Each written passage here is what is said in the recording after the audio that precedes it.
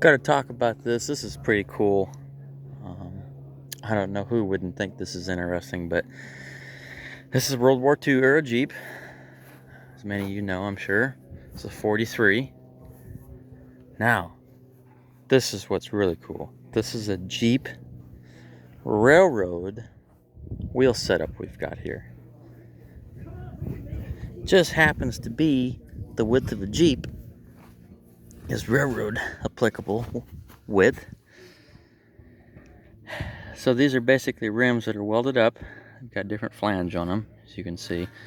It looks like the offset is offset a little bit further outward, but it lines up on railroad tracks perfectly. The owner of this Jeep, I know him very well.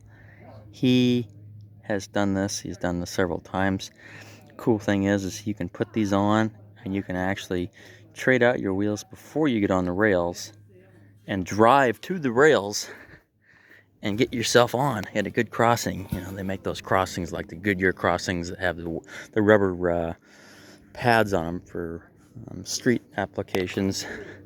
You can drive up on one of those and shimmy yourself onto the rails with these wheels on, which is pretty darn cool, I think. How cool would it be to go up and down the railroad tracks in a military Jeep? And a lot of people don't even know they had an application back then. I don't think it was a practice they did all the time. Definitely not, but it was welded up, and they did make those in the World War II era. They were modified, obviously, in base to do that. It's such a simple thing to do. Bored sitting around, you've got a welder. Let's make some railroad wheels. It worked pretty good. Just don't turn the steering wheel. Let the rail do that part for you.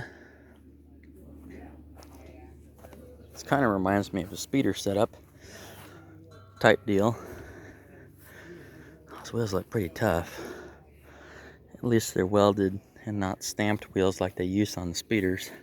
Some of the stamped wheels were okay, but they were better than the cast wheels. That's for damn sure. The cast wheels would break out and chip out and chunk out on you, and there was really not a good solid way to fix them when that would happen.